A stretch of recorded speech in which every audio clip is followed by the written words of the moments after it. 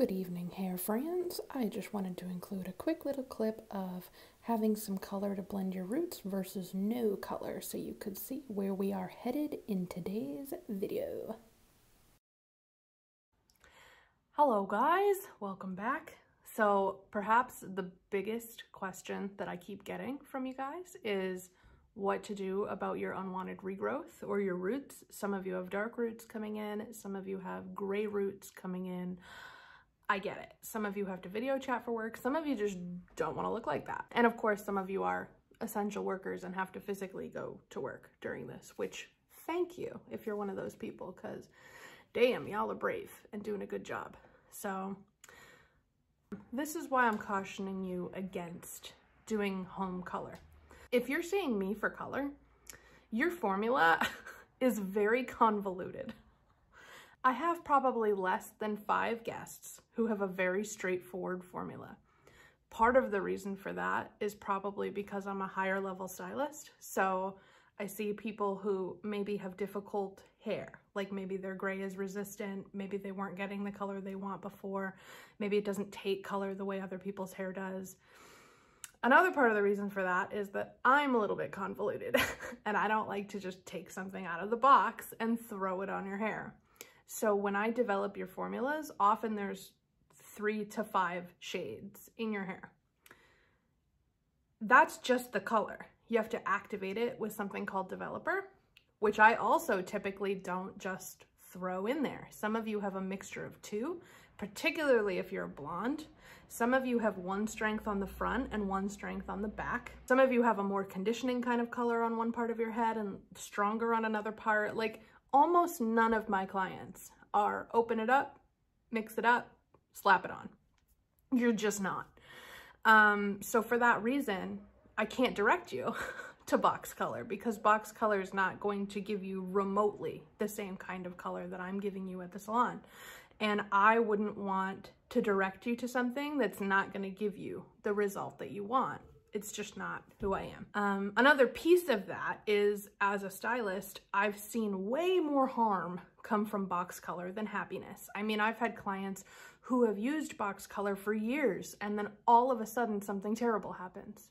You know, I've seen people who just try to do it once, going with what the box says will happen, and it's a 5-hour, $500 color correction. So that's another big reason I'm not directing you guys to that, and why I'm not going to be showing you like how to put it on or how to mix it up or anything like that, because frankly, it's a terrible idea. And even if you were to be able to find like your exact Redken formula, you're not getting it from a professional distributor. You're either getting it from a hairstylist, which if you know a hairstylist who can get you the color, I mean, my feelings won't be hurt. If you're like have a hairstylist in your family who's willing to do your color, that's fine. That's way safer for you than home care, right? But what you're probably doing is finding it on Amazon. And the reason it's on Amazon is because it's expired or it's been made wrong. So please don't do that. Don't go looking for color that you think you had because you heard me one time say that you have a 6N. Because you probably don't actually. And, you know, in addition to that, most of my clients are in Pennsylvania.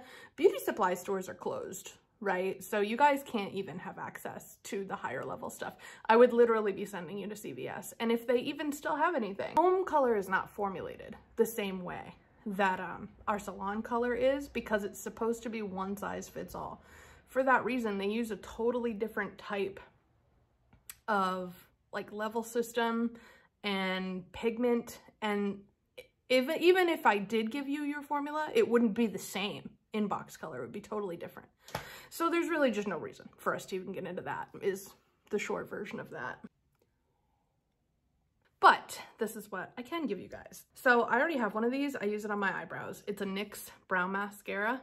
And part of the reason that I love this is it does more than one thing. So this is awesome. It comes in 5 shades. There's a blonde, which is sort of like a honey blonde. It's not an ash blonde. So if you are a blonde covering gray, you will like that shade of blonde in the NYX brow mascaras. The next one over is brunette, which is gonna look really dark on the swatch, but it's not. Next one down I think is chocolate, which is like a warm medium brown, followed by espresso, which is a neutral darker brown, and then there's black. So there's no shade for red. However, if you were to buy the blonde or buy the brunette, you could very easily add a couple things into that to make it your perfect shade. And we're going to talk a little bit more about that in a second. So we'll start by taking a peek at the NYX Brow Mascara packaging. I have the brunette version of the formulas that I mentioned, and I'm going to show you why I'm saying it's lighter than the swatch looks online. So this is what it looks like. It's very tidy, and when you open it up, it has a lovely mascara wand head so that you can apply it all over your hairline or brows with ease. And perhaps pardon my haggard appearance as I liberally apply this all over my naked eyebrows, just to give you guys a sense of what this might look like if you also struggle with blonde eyebrow life. This is why I originally purchased this product, but you know, of course I'm delighted when something has more than one use. And now that we're back in full eyebrow action, filled in and ready to go, I'm going to show you guys how you can apply this to your actual hairline straight out of the tube.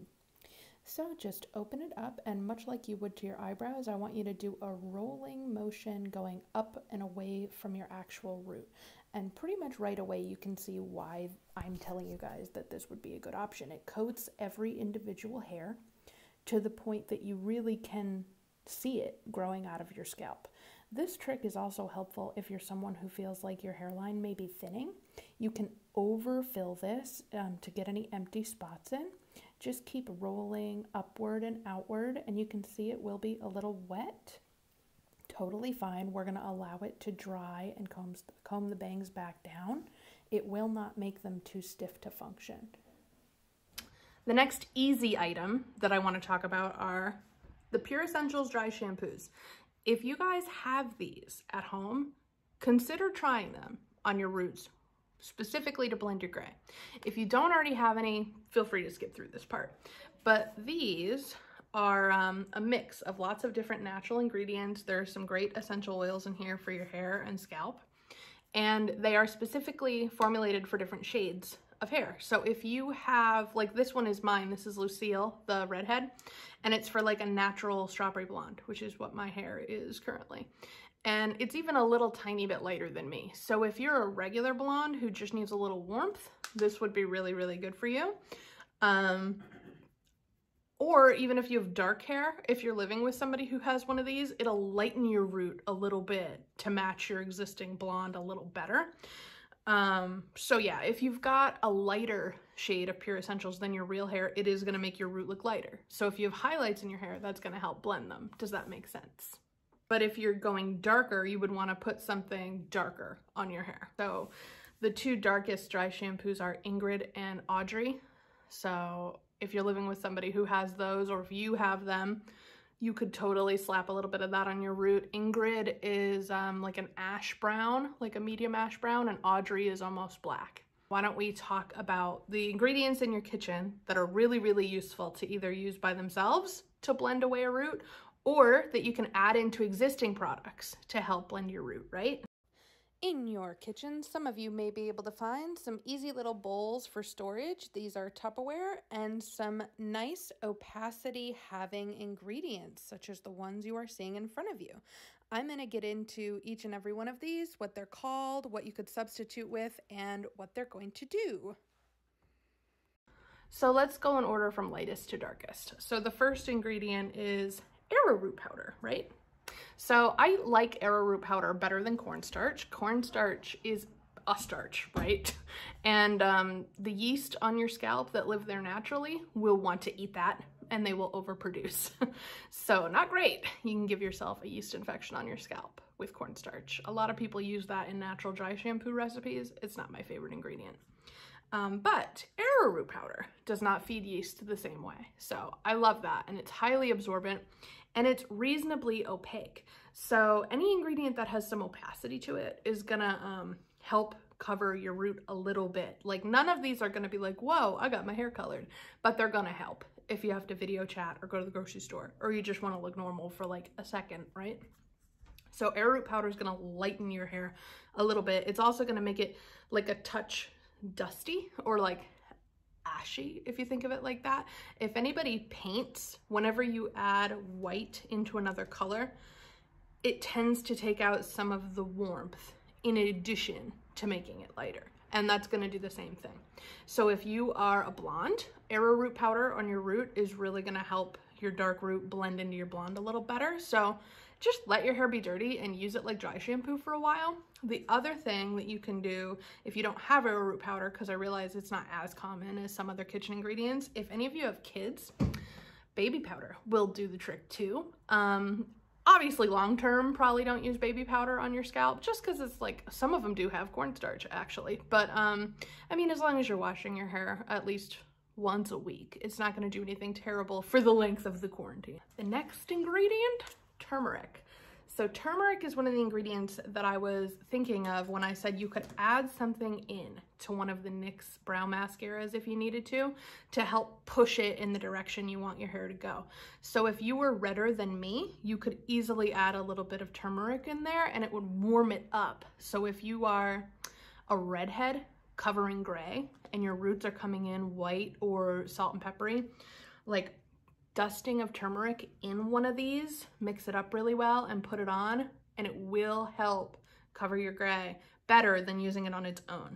Now, turmeric is a lot stronger than some of these other ingredients. I wouldn't use it by itself. If you want some of this power, mix it in with a little bit of arrowroot or even with a little bit of cinnamon so that you can get a higher payoff of like yellowy orange without it having to be like a stain.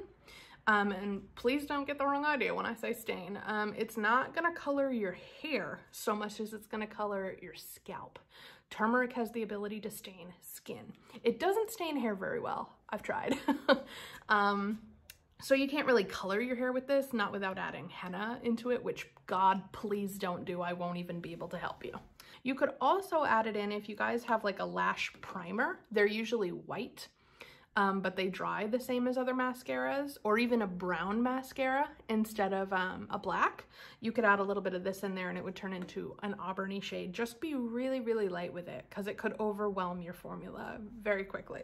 The next shade I'm going to talk about, I have a very specific client in mind for this. So Diane, if you're watching this, this is for you. This is the ingredient I had to wait for. Okay, so this is beetroot powder. So I've seen women claim that they can actually color their hair using beet juice. I've also seen just as many women debunking that and saying it doesn't work. This is not that in the first place. This is beetroot powder, not juice. Juice is gonna have a lot more acidity. It's gonna have a lot more like liquid concentration, pigment. This is not gonna have that ability. So please don't try to use it to color your hair. It's not gonna color your hair, but look at that pigment, right? If you add a little bit of turmeric into this, it'll take that whiny edge off of it and make it more of like a bright, vibrant red. Again, just like if you were painting, right?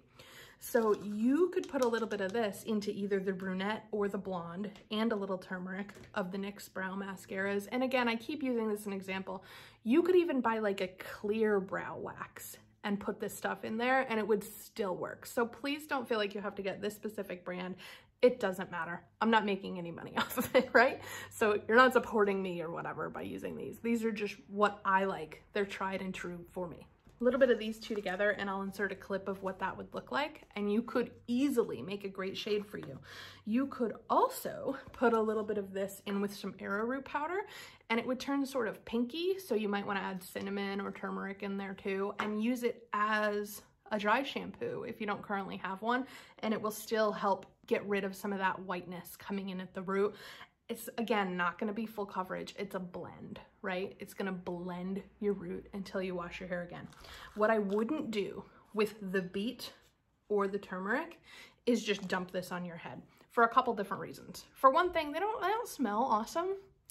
And the other reason is by themselves, they are not highly absorbent, so they're not going to want to stick to your hair. I would blend it in with a little bit of like a dry clay or arrowroot powder or even baby powder, something that's designed to actually be absorbing. If you have really, really dark hair, you could blend it into activated charcoal, which I wish I had for you guys, but for the life of me, I couldn't find it anywhere online. But if you have black hair and you're trying to cover your gray, activated charcoal, it is highly absorbing. It gets rid of odor. Oh my God, it's awesome. And you can add it into, again, something that's designed to dry and be waterproof, like a brow mascara or honestly, you could probably just try regular mascara if your hair is black. For your hairline, like, I mean, why not? Your eyelashes and your hair are the same. So it's not gonna do anything terrible. So feel free to try that as well. The last guy that I have is cocoa powder. Cocoa powder is more absorbent than some of these other ingredients. Cocoa powder you really could put on your hair by itself. Be careful, you know, like it is likely to kind of go everywhere, so maybe don't do it wearing a white shirt, right? But if you dip a blending brush in here, this would be an example of a blending brush. If you dip a blending brush in here and just kind of like dust off the excess, push it down your part and a little bit into your hair, and it will absolutely help to disguise things. Let's say you have a rich auburn. You could add a little turmeric in here. You could add a little beetroot in there to help blend everything away. The higher the opacity is on a product and the higher the pigment is, the better job it's going to do at blending away. Everything that I've mentioned so far, with the exception of the turmeric, is 100% water soluble, and it'll just wash off when you wash your hair. The turmeric, that's another reason I wouldn't use it on its own, can stain your skin. Even if you like blend it with something else, it can stain your skin. It's really probably not gonna stain your hair, so you're not gonna get a lot of benefit out of that. So only use a little turmeric, like just enough to give it the amount of gold that you want, and then put it down, right? Please don't dump turmeric on your head. So I'm choosing to use the ingredients that have cocoa powder in there just so that you can see it on my hair a little better. But what you would do is like load up a brush and push it into your hair. And see the pigment on that? That's what I mean. So literally like, and watch, I have such a light recession that it looks like I'm losing my damn hair. So if you push this on top of that, it even makes your hair look thicker, right? So that trick is amazing. You can even do this beyond the quarantine, right? And it'll give you some extra time. Now, if I was gonna do a video chat, this wouldn't bother me. This would be fine. If I was gonna leave my house, I would brush it through a little bit. But I'm actually really grateful that I have roots right now, because that kind of helped you to see how you blend that in. And just for reference, that mixture was like 80% cocoa powder and like 20% turmeric, maybe even like 90% cocoa powder, 10% turmeric. You really don't need a lot of turmeric, and I wouldn't recommend using a lot because, like I said, it really could stain your scalp if you use too much of it. I just thought it would be good to include an actual clip of the mixture that I put on my head, the one that was 90% cocoa powder and 10% turmeric. You can see a tiny bit of the beetroot right on the edge of the cup there. Okay, so that's the video on roots. Please leave me comments or questions below if you want help troubleshooting any of this. Please let this be fun. I think the most important thing that I can say to you guys is you're beautiful with your roots. You're beautiful with your roots. No one is looking at you and thinking, oh my God, this haggard old woman didn't make time to get her hair done before we got isolated. Nobody's thinking about that. You're thinking about that, which is why I'm making this video for you guys. But you guys are all beautiful. And, you know, if you don't want to mess around with any of this, totally don't blame you. Grab like a scarf or a headband or like some fun clips. Throw that on, wear a hat. As women, something that we have immediate control over is the way that we look, particularly our hair. It's way easier to color your hair than it is to lose weight, right? So I understand that the hair is something that it's hard to let go of, but as long as we're isolated, no one is judging you. Just like take a deep breath, and if you want to have some fun and reach for a little control, try some stuff, right? So reach out to me if you need me. I'll be back again next week or possibly later again this week. This was probably the most involved video for me to film, so just let me know if you guys need anything. And if you just want to talk.